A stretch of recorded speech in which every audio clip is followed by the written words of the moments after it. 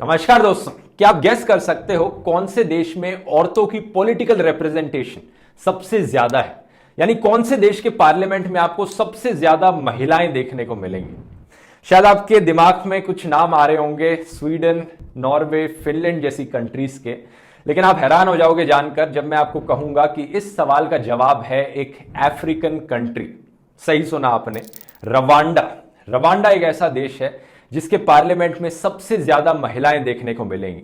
Rwanda के lower house of parliament में, यानी उनके लोकसभा के इक्विवेलेंट में 61.3% है औरतों की। शायद सबसे इंटरेस्टिंग चीज तो यह है कि रवांडा का नाम अक्सर लीस्ट डेवलप्ड कंट्रीज की लिस्ट में और लो इनकम कंट्रीज की लिस्ट में काउंट किया जाता है, लेकिन इसके बावजूद भी इस देश ने यह अचीव कर लिया। कैसे पॉसिबल हो पाया ये? आइए जानते हैं ये दिलचस्प कहानी आज के इस वीडियो में। महिलाओं के पार्लियामेंट में होने की जब बात आती है तो पूरी दुनिया की ग्लोबल एवरेज है इसमें सिर्फ 25.5%। ज्यादातर देशों में 50% से कम परसेंटेज है। इनफैक्ट सिर्फ 3 ही देश ऐसे हैं दुनिया भर में जहां पर 50% से ज्यादा औरतें मौजूद हैं पार्लियामेंट में। तो आइए लिस्ट देख लेते हैं। टॉप पर है रवांडा विद 61%, दूसरे और तीसरे स्थान पर हैं क्यूबा विद 53% और यूएई विद 50%। इसके बाद जितने भी देश आते हैं, निकारागुआ, न्यूजीलैंड, इन सब की परसेंटेज 50% से नीचे फॉल करती है। तो सेकंड और फर्स्ट में भी इतना बड़ा अंतर है यहां पर कि क्यूबा है विद 53%, ऑलमोस्ट 8% का डिफरेंस है रवांडा और क्यूबा में भी। तो रवांडा इतना आगे कैसे निकल गया बाकी देशों से? और यह चीज रवांडा में सिर्फ पार्लियामेंट में ही नहीं देखने को मिलती, बल्कि इनके 32% सेनेटर्स, 42% कैबिनेट मेंबर्स और 50% जजेस भी औरतें ही हैं। लेकिन इतिहास में इनके जाएं तो हमेशा से ऐसा नहीं होता था। 1990 का जो समय था उसमें सिर्फ 17% औरतें पार्लियामेंट में मौजूद थी। तो कैसे इतना बड़ा बदलाव आया? थोड़ा इतिहास जानते हैं इनका। 1994 की बात है कि एक भयंकर जेनोसाइड हुआ था रवांडा में। ज्यादा डिटेल्स में ना जाते हुए शॉर्ट में बताऊं तो इनकी एक मेजॉरिटी पॉपुलेशन थी हुतू एथनिक ग्रुप की और एक माइनॉरिटी तुत्सी एथनिक ग्रुप था इनका। जो मेजॉरिटी पॉपुलेशन ने एक जेनोसाइड कंडक्ट किया था जिसमें कि 8 लाख सिविलियंस, जिनमें से मोस्टली तुत्सी लोग थे और कुछ मॉडरेट हुतू लोग भी थे, वो मारे गए थे। इतनी भारी संख्या में सिविलियन लोग मारे गए थे। और जब भी ऐसी कोई लड़ाई होती है या सिविल वॉर होती है या कोई जेनोसाइड होता है, आमतौर पे आदमी ही मारे जाते हैं क्योंकि औरतें कम ही पार्टिसिपेट करती हैं लड़ाइयों में। जब ये जेनोसाइड खत्म हुआ तो 70% पॉपुलेशन रवांडा की फीमेल्स थी, सिर्फ 30% आदमी बचे थे।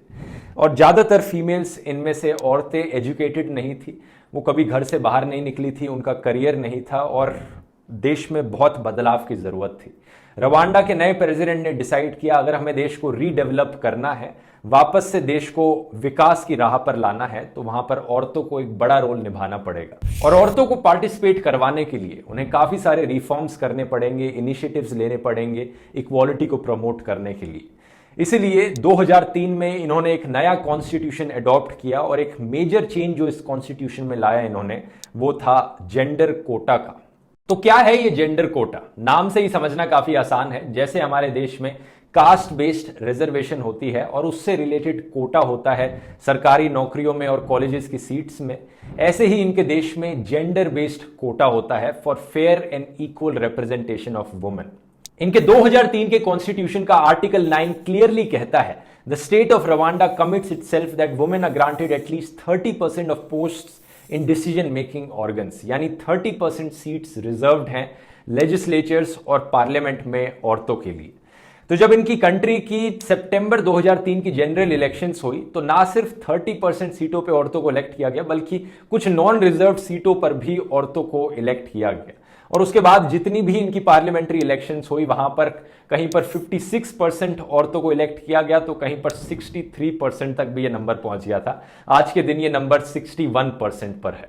लीडर्स के सही इंटेंशन और पब्लिक प्रेशर के अलावा कह सकते हो कि जेंडर कोटा ने भी एक इंपॉर्टेंट रोल निभाया है, जिसकी वजह से रवांडा आज के दिन ये अचीव कर पाया।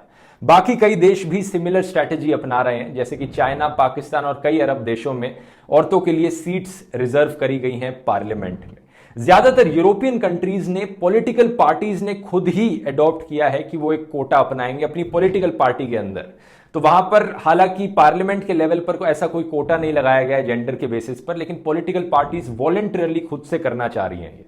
इंडिया में भी इसकी काफी चर्चा होती है, काफी बात करी जाती है इंडिया में कि एक बिल लाया जाए, वुमेन्स रिजर्वेशन बिल, जिसमें 33% सीटें लोकसभा में रिजर्व्ड हों औरतों के लिए। काफी लोग इस बिल का फेवर करते हैं क्योंकि महिलाओं की रिप्रेजेंटेशन इंडियन पार्लियामेंट में बहुत कम है। लोकसभा में टोटल स्ट्रेंथ है औरतों की सिर्फ 14%। लेकिन एक इंपॉर्टेंट सवाल यहां पर यह खड़ा होता है कि क्या जेंडर कोटा सही तरीका भी है ये करने का, औरतों की रिप्रेजेंटेशन बढ़ाने का पार्लियामेंट में? क्या फायदे नुकसान हो सकते हैं इसके? आइए दोनों साइडों की आर्ग्यूमेंट्स को देखते हैं। चीज तो बड़ी क्लियर है, जिन देशों में कोटा होता है वहां पर औरतों की ज्यादा रिप्रेजेंटेशन है पार्लियामेंट में। इंटर पार्लियामेंट्री यूनियन की एक रिपोर्ट ने बताया 2020 में इन्होंने देखा 57 अलग अलग देशों को, ऑन एवरेज जिन पार्लियामेंट्स में कोटा था उन्होंने 11.8% ज्यादा औरतों को पार्लियामेंट में इलेक्ट किया एज कंपेयर टू जहां पर लीगलाइज्ड कोटा नहीं था। औरतों का पार्लियामेंट में होने का सीधा फायदा यह होता है कि वो औरतों की प्रॉब्लम्स को एड्रेस कर सकती हैं, और क्योंकि औरतें female 50% of the human population है तो उनकी प्रॉब्लम्स को, उनके कंसर्न्स को एड्रेस करना काफी जरूरी है।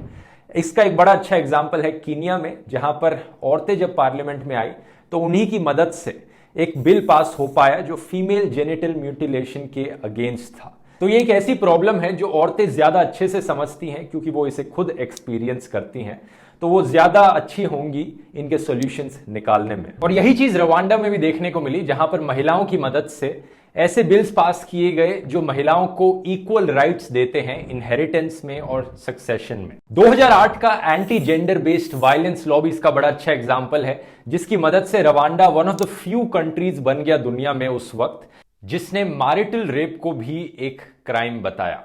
आज के दिन इंडिया में भी मैरिटल रेप क्राइम नहीं है। तो महिलाएं जब महिलाओं के फेवर में लॉज पास करती हैं, ऐसा करने से ना सिर्फ एक पॉलिटिकल चेंज आता है बल्कि माइंडसेट में भी चेंज आता है सोसाइटी के। रवांडा में आज के दिन भारी संख्या में वर्कफोर्स में भी औरतें देखने को मिलेंगी। इनफैक्ट आज के दिन one of the highest rates of female labour participation है रवांडा का, ग्लोबली अगर कंपेयर किया जाए तो। और ऐसा नहीं है कि ऐसा होने से सिर्फ औरतों को ही बेनिफिट पहुंचता है, आदमियों को बल्कि पूरे देश को भी बेनिफिट पहुंचता है अलग अलग तरीकों से। कुछ रिसर्च ने बताया है कि औरतें आदमियों के कंपैरिजन में एजुकेशन और हेल्थ केयर जैसे सब्जेक्ट्स पर ज्यादा फोकस करती हैं जब वो पार्लियामेंट में होती हैं। तो एक स्टडी ने तो ये भी बताया है कि जब औरतों की पार्लियामेंट्री रिप्रेजेंटेशन 5% से बढ़ती है एक देश में, तो वो देश 5 times लेस लाइकली है to respond to an international crisis with violence.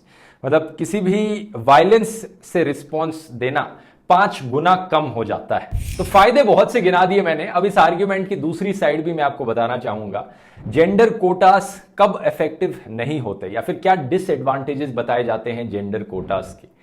Problem यह है कि कुछ लोग आर्ग्यू करते हैं और कुछ रिसर्च पेपर्स भी आर्ग्यू करते हैं कि सिर्फ जेंडर कोटा लगाने से बात खत्म नहीं हो जाती।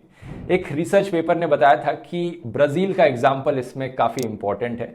ब्राजील ने एक ऐसी ही पॉलिसी इंप्लीमेंट करी थी 1997 में, लेकिन जेंडर कोटा इंप्लीमेंट करने के बाद भी औरतों की रिप्रेजेंटेशन नहीं बढ़ी।